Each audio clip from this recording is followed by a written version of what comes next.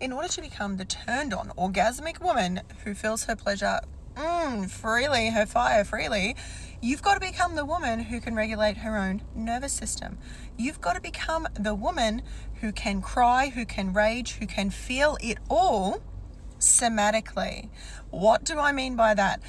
Now, it's one thing to hear, like we hear, okay, it's great to cry, don't be ashamed to cry, let it out, let it out.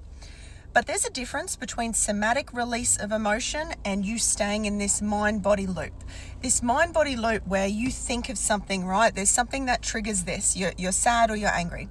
This triggers the energetic response, the sensation of anger, of sadness in the body or of trauma. That then triggers, so you're not staying here somatically with this for this to release like it needs to, like energy wants to, and instead you're connecting back up to here. Yeah, that's why I'm angry, that's why I'm sad, because of this. So you continue this loop.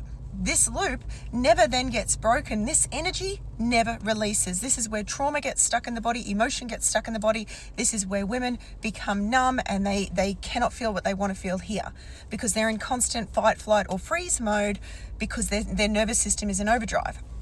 So if you want to become the woman who feels freely and knows how to regulate her nervous system, you've got to be with this sadness, this grief, this anger without thought.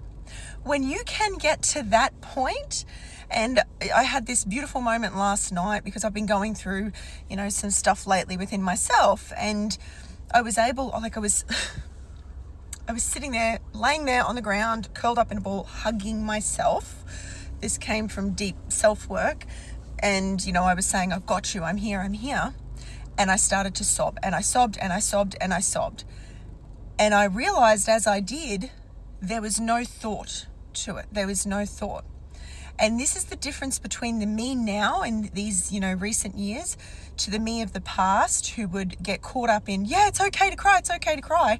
But all I was doing was keeping myself stuck there. I'd put on the sad music just to continue the cycle. It was like this obsession and it connected, this loop stayed connected, right? But when you can stay with the sensations of the sadness, the sensation of whatever is existing in your body in that moment. And when the mind wants to tell you why you're sad, you just simply come back and feel it. And you use your somatic tools, your breath, your sound, your touch, movement to be with that until that energy subsides and you've broken that mind-body loop. You've broken that mind-emotion loop, that energy moves and your body is free again. And this is how you begin to feel freely.